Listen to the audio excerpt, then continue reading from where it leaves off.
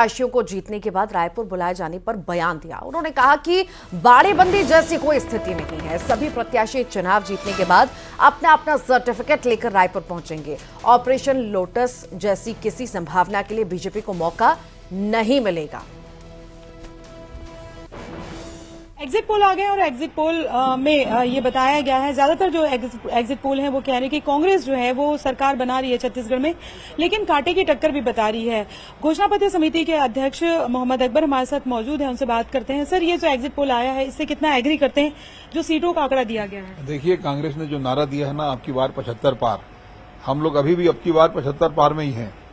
और जो घोषणा पत्र बना है और जिस प्रकार से वो आकर्षक रहा है, कर्जा माफी के बारे में बात हुई है, 3200 रुपये के हिसाब से धान खरीदी के बारे में बात किए हैं, महिला स्वयं सहायता समूह का कर्ज माफी का बातचीत किए हैं, और स्वास्थ्य के बारे में 5 लाख से जो बीमा है 5 से बढ़ाकर उसको 10 लाख किए हैं, 200 यूनिट बिजली का फ्री किए हैं, और जो 7,000 रुपये सालाना भूमिहीन लोगों को दिया जाता था उसको 10,000 दिए हैं।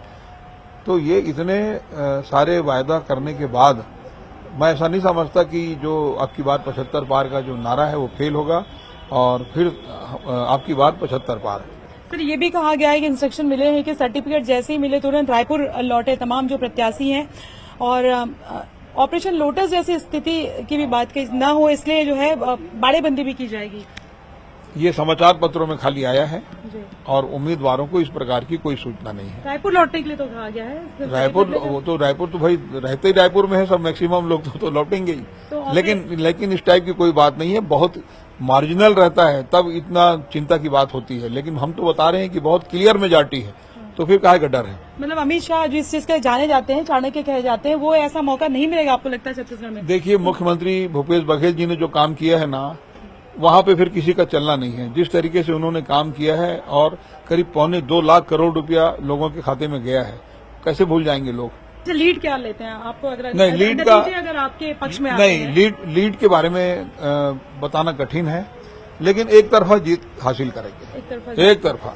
तो ये है मंत्री मोहम्मद अकबर, और घोषणा पत्र समिति के अध्यक्ष भी हैं। उनका दावा है कि 75 पार का जो नारा दिया गया था, अब की बार वही नारा जो है वो मतलब उसी तरीके के नतीजे आएंगे। हालांकि नतीजे क्या होंगे, अब सिर्फ एक दिन बचा हुआ है, वो तो आने वाले समय में पता चलेंगे। लेकिन ये भी है कि बाड़ेबंदी को लेकर किसी तरह के निर्देश है, इसको लेकर उन्होंने इनकार किया है। कैमरा पर्सन मनीष के साथ ममता लांडेवाल, न्यूज 18 छत्तीसगढ़।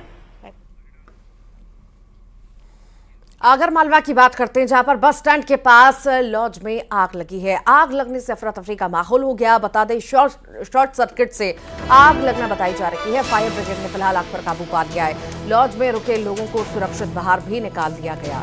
तो भगदड़ मची, जैसे ही आग लगी वैसे ही भगदड़ मचने लगी। शॉर्ट सर्किट से आग लगने की आशंका फिलहाल जताई जा रही है और मौके पर टीम ने पहुंचकर आग पर काबू भी पा लिया है।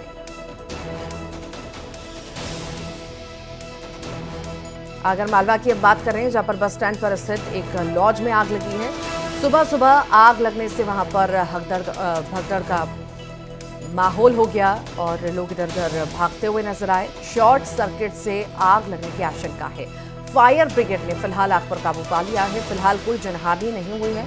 लॉज में रुके सभी लोगों को सुरक्षित बाहर भी निकाल लिया गया। आगजनी में लाखों के नुकसान की भी आशंका जताई जा रही है। लॉज में आग लगी है और देखते देखते ये आग फैलती चली गई। लॉज में जो लोग रुके हुए थे उनमें भी भगदड़ मच गई, भागते हुए वो नजर आए। फिलहाल आग पर काबू पा लिया गया है। लॉज में जितना सामान रखा था वो सब कुछ जलकर खाक हुआ है और तस्वीरों से समझा जा सकता है कि आग पास के दुकानों में भी फैली है, जिससे नुकसान कई ज़्यादा हुआ है।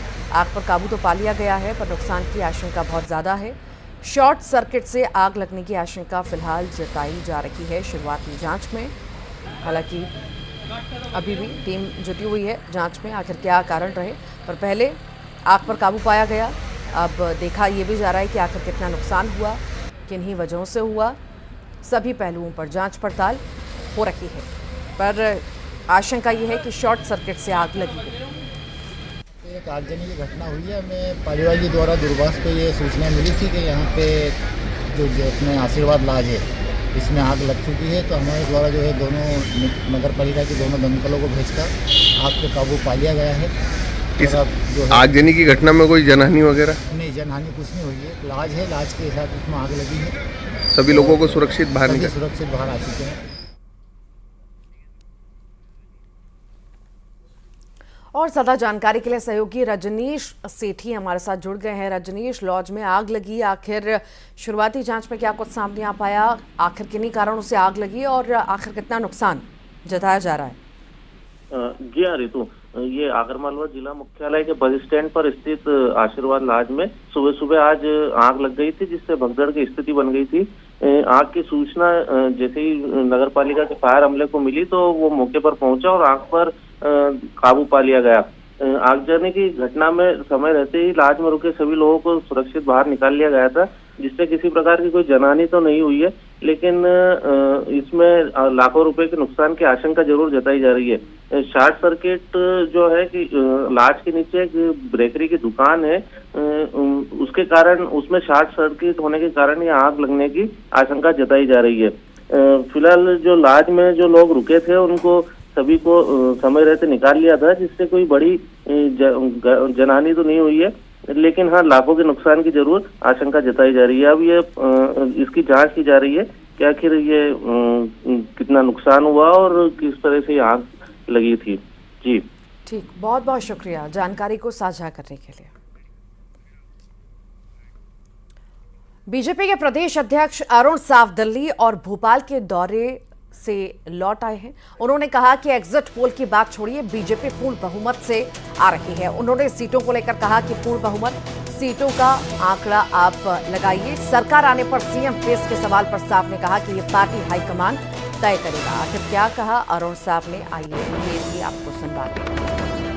एग्जिट पोल के नतीजे आ गए हैं और कांग्रेस को बढ़त दिखाई गई है। हमारे साथ बीजेपी के प्रदेश अध्यक्ष अरुण साव हैं, उनसे बात करते हैं। सर, दिल्ली गए हुए थे, ये भी है कि तमाम जो रिपोर्ट है वो देने के लिए आप गए हुए थे। देखिए, लगातार मैं 1.5 साल से पूरे प्रदेश में घूमा हूं।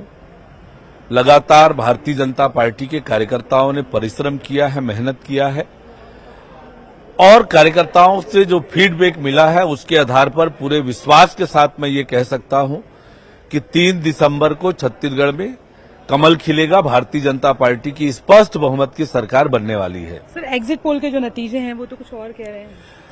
एग्जिट पोल के नतीजे ये बताते हैं कि लोग जिस प्रकार से कहा करते थे, कांग्रेस के लोग बड़े बड़े उछल के दावे करते थे 75 पार, वो तो एग्जिट पोल में दिख नहीं रहा है। भारतीय जनता पार्टी लड़ाई में नहीं है, ऐसा कहा करते थे। ये जो आप कह रहे हैं कि बीजेपी की सरकार बनेगी, तो क्या आपको लग रहा है कि क्या चीज काम की? नरेंद्र मोदी का चेहरा? देखिए, मैंने आपको सारे मुद्दे गिनाए, सारे मुद्दे गिनाए।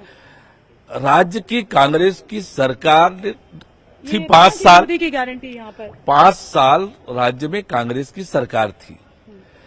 जो जनघोषणा पत्र में वादे किए थे उस पर जनता विचार करेगी और फिर हमारी सरकार बनेगी तो हम क्या करने वाले हैं, नरेंद्र मोदी जी की गारंटी के रूप में हमने प्रस्तुत किया। सामूहिक नेतृत्व के आधार पर चुनाव लड़ी है कांग्रेस और इसलिए नरेंद्र मोदी जी से कोई तुलना हो नहीं सकती है।